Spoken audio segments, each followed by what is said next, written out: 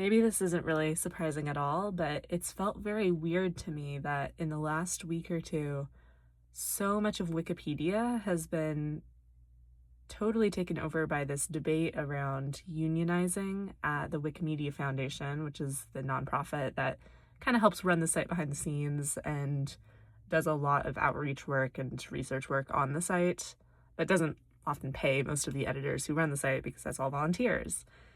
And there has been this really big push between volunteer editors to sign a solidarity petition for workers that are trying to unionize the foundation. And this especially blew up after a couple really big layoffs at the foundation a couple weeks ago, including one team which was disbanded, and if the staff of the team could not interview and find a position elsewhere, they would be laid off from the company soon, and another developer who had been one of the most impactful Wikipedia developers of all time for years and years was also basically separated from the foundation with very little context given. And all of this was very suspiciously timed right after this unionization effort was announced because many of the affected employees were part of that effort. So there's been this huge controversy kind of embroiling this Wikipedia community. And then on the other hand, everyone else in my life, the people that, use Wikipedia almost daily for looking stuff up, but have no association with like the editing of Wikipedia, have no idea how any of that works. None of them had any idea that any of this was happening. And only like one or two news sites have even picked up the fact that this is a growing story and that the solidarity efforts at Wikipedia could result in some sort of very public, very worldwide action, like the site going dark or the site being not edited for a while by most of its biggest editors. And so it's been this really like weird mix of worlds for me to be in, like something so visible in one area, not visible in another.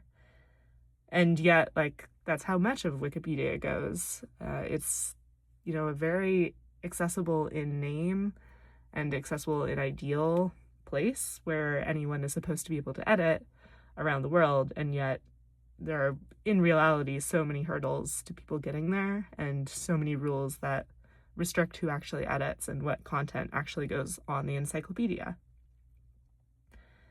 And I think one thing that I've been thinking a lot about in terms of the solidarity petition is, like with many other things, there is a talk page for the petition where there's a lot of drama going on behind the scenes over editors that disagree with the idea of editor solidarity with a union, disagree with the aims of the union, are very skeptical about the union, skeptical about the impact of potential strike, and worried that volunteers who sign in solidarity are going to hurt Wikipedia and either hurt their own aims by not actually helping the union out, or just hurt everybody by being foolish or short-sighted in some way, or by being like scammed by this union.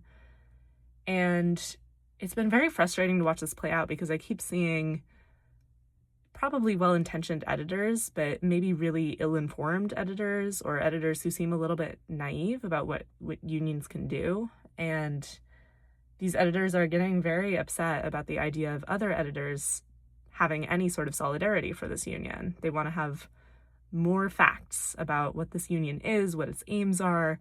They want to have more facts about why people were laid off and how much in actuality this was related to any sort of unionization. And it's frustrating to see this because so much space and conversation feels like it's given over to these topics. Like if you look at the debate around some of these pages, so much of it is from like just a few different editors who have a large amount of disagreement with the process of signing a petition for solidarity. And even though there are hundreds of editors that are signing in solidarity, so many of those editors aren't even making a statement. They're just agreeing and putting their name down and not adding to the conversation. Or they're adding to the conversation by saying like, yes, solidarity, or, I'm a union member at my day job and I would support unions here, or other sort of short statements of solidarity. Some of them go on in more depth, but this is not exactly the same sort of conversation and debate as is happening with so many of the people that disapprove of this action. And it's hard because I feel like disagreement and the ability to debate is very useful. It's good to have multiple sides able to be aired. But on the other hand, I'm seeing so many kind of short-sighted takes taking up so many people's time, and I don't know how worthwhile it is to always convince like the haters that your ideas have merit if they are just unwilling to do some of the basic work, or they are like really so far away from your point of view that you would have to convince them of like so many of the basics of your worldview to get them to where you're standing. I was really skeptical of this, but then I saw that actually, some editors did do the work and did have a conversation with someone that really disagreed and actually kind of converted them. And they didn't they still disagreed with some parts. They didn't agree on everything, but they ended up actually signing the solidarity petition after talking it through with some editors. And that was kind of a pleasant shock to me. That's not something I would have expected. And it was a nice example of the work that you can do to convince someone that you strongly disagree with and that really seems like they're coming from a different place. I usually think that it's more worth reaching out to people that are a little bit closer to you in view if you really want to get somebody to do the work to be helping your side of things. But this was a case where someone did more work to come over to a side, and that was interesting. But I think overall, in a lot of the discussions that I've seen, the thing that has really stood out to me is just how much the editors that disagree with the petition are really looking for more facts and more evidence before they are willing to give the benefit of the doubt to people who don't often have the ability or the platform to give those facts. And I feel like this just gives the benefit of the doubt to the institution who does have the ability to share more and is choosing not to. And to me, that says something about where the facts are really pointing in this story. I tend to believe that even if not every layoff and not every team change here was related to the actual immediate unionization efforts at hand, some of them seem like they were at least influenced by that, just given the timing and given the people involved. And given all of the mutterings that have been slowly shared by related people to these issues, seeing who really cares about this at the foundation and who cares about this but doesn't feel safe to speak up about it, does give the impression that more is at play here. And this is such a consistent issue where different people have the ability to speak up and have the ability to give kind of institutional credence to their side of the story and kind of give a professional, a professional perspective on their beliefs and show off their facts as the right facts. And that's kind of upsetting to see that editors on a platform where, so many basically facts about the world are often determined because people aren't willing to dig deeper into both sides of a story and they just want to see the gist of a story. It's frustrating to see people not be able to go a little bit deeper into the multiple backstories of a case that could be true and have a little bit more skepticism towards the institutions at play, and not just all of the parties, because they're not all set up equally. And I think maybe what's frustrating to me is that some of these parties will never have a good case for sharing their side of the story. If you are an individual employee and the only way that you are able to get some financial stability for the short term and get hired at your next role is for you to sign some sort of agreement where you can't share your full story, or for you to not sign an agreement, but just not share your full story and self-censor so that you can still be employed where you would like to work next. I think all of those pressures are really massive pressures for individual employees, especially those who are working in tech right now, which has been very affected in, the last couple years by kind of the financial changes in the world of tech and all of the push to downsize companies and pivot towards AI systems that may or may not even do the right work. And against that, we have a foundation who often is acting in very useful ways for Wikipedia, often is also really frustrating Wikipedia editors for many different reasons, but generally has the interests of the project in mind, and at the same time wants to treat its employees well as long as they support its end goals, but doesn't always want to treat those employees well for the sake of treating employees well. We've seen this foundation grow larger and larger. It's grown its endowment a lot. It's had to kind of professionalize and mature along with Wikipedia also growing up. And in a lot of ways, this makes it act more and more like any of the existing large institutions that are out there and some of the existing large companies that are out there.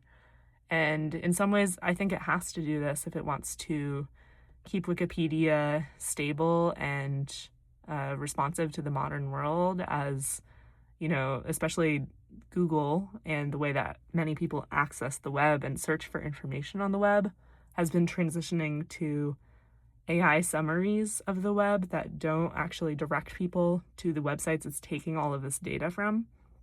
I think Wikipedia needs to react to that too, and I think the foundation plays a large role in making sure that Wikipedia can fit into the ways that people are now using the web. And I think that's one of the most important parts of Wikipedia, the fact that it's so useful and so available to so many around the world.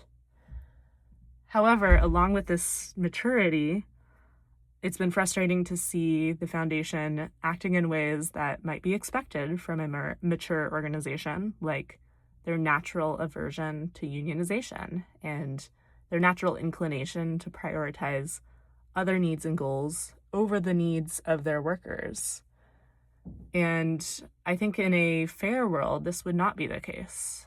I think that even if Wikipedia is a great ideal and a great cause to support, we shouldn't just throw out the stability of the jobs of the employees who maintain the site for that goal. There's certainly room for both. However, it's so common to have people that want to focus on the exact, available facts of a matter at hand before making decisions about, a case like this unionization effort, and before even deciding where to place their support. They insist that they won't take sides until they know more, when actually by not taking sides, you are supporting a side and you are supporting the status quo. And especially when you say you're not taking sides, but you're continually questioning and pressuring one side, and that side is already on a back foot and needs to build up momentum and support to have a bargaining position to work from. It's frustrating to see all of this play out in a case where the context makes it pretty clear to me what's going on. And even if the context made it very ambiguous, and even if the context was misleading and actually something else was going on entirely, it's hard to see the case against supporting unionizing workers. I live in the US, and obviously there's a lot of union support and a lot of union hate here, and it's been very hard for workers to get as many protections as they've gotten elsewhere. And yeah, I know so many people who were raised with kind of a ambivalent mindset on unions, or even an anti-union mindset. And I don't know how to talk with people more directly about the possibilities that can happen when you support each other this way, and about why it might be nice to get more power into the hands of the people who have so little power. And I especially don't know how to talk to Wikipedia editors who get frustrated by the use of the little power that, volunteers and employees have in such a massive system. When people are offended that, disagreeing with a good project or a good organization is supposed to be really harmful to the goal, when people think that disagreeing would hurt everybody involved or just be offensive because it could hurt some of the parties involved, then it makes it really hard to push back at all on things that could be going wrong in that organization or trends that could be worsening the project for everybody. And I think people do want to care about the individual employees that are affected here. And maybe they just are miscalculating how much job security and job losses matter to people. Or maybe they just don't think this matters in the grand scheme of things compared to the project as a whole.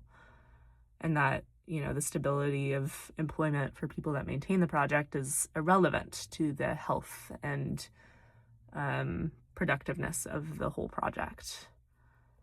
But I just think all of those are short-sighted opinions to have, because the project is made by people that are all working together, and the project is only working here because we treat each other as a lot of people who really care about a project rather than care about our own personal success or one company's success. I think that Wikipedia is a very unique innovation in the modern world because it's not made by a big tech company, and because the foundation behind it and all of the people behind it are not treating it in the way that companies are treating their projects, and they're not making the same decisions that companies are making. And some of that involves being able to strongly disagree and, still keep your role at the organization. And, even just be allowed to disagree in a public venue in the first place. I feel like that's very unique in contrast to a lot of the large tech projects that are out here right now. Being able to disagree from the inside publicly is hard to do. And efforts like unions protect those rights. So, I don't know. I think it is, okay to have all of these disagreements. It's just frustrating to see people not being more imaginative and not doing more work to think through why they disagree before they're doing what feels kind of like wasting other people's time with these disagreements. I don't want to imply that everyone can ask bad questions. I feel like it's good to ask questions and to engage and to bring up your disagreements when it feels like it's, helpful for everybody and just helping you understand a conversation better. I just hate that some people are so critical of people that are bringing up valid criticisms of large and powerful organizations. I think that those organizations do a pretty good job themselves of defending against criticism, and it's hard seeing other people take on that work of shutting down criticism as well. So, yeah, I don't know. I think in this rambling, I'm thinking a lot about how Wikipedia editors often think about reliable sourcing and notability and getting, institutional approval of a set of recountings or perspectives on an event before writing about it, because you don't want to misinterpret what happened too badly. And I think that same sentiment is happening here. But I think the downsides of that sentiment have often irked me, both for how people gatekeep Wikipedia articles and gatekeep just sharing of knowledge and sharing of overlooked histories. And in the same way, this can hurt people who have less power when they're trying to criticize powerful people and when they're trying to organize and get moving for change. So, I don't know, maybe this is just a eternal tension between some notion of reliability and cautious moving and preservation of authority versus openness to less appreciated voices and openness to change. It could just be a fundamental organizational contrast. If anyone has more thoughts on this, I would love to hear them, because I've been frustrated by this and I don't know if there's an ideal way to strike a better balance here. But yeah, I think both in the day-to-day of Wikipedia editing and in the long-term trends I'm seeing at the site, this is kind of the fundamental conflict that keeps arising and keeps underlying a lot of the smaller conflicts that crop up on the site and can cause harm. So thanks for listening. If you want to hear more Tuesday rambles, I've got a playlist now. And if you want to hear anything about Wikipedia editing, I've got a how-to series that's slowly building up.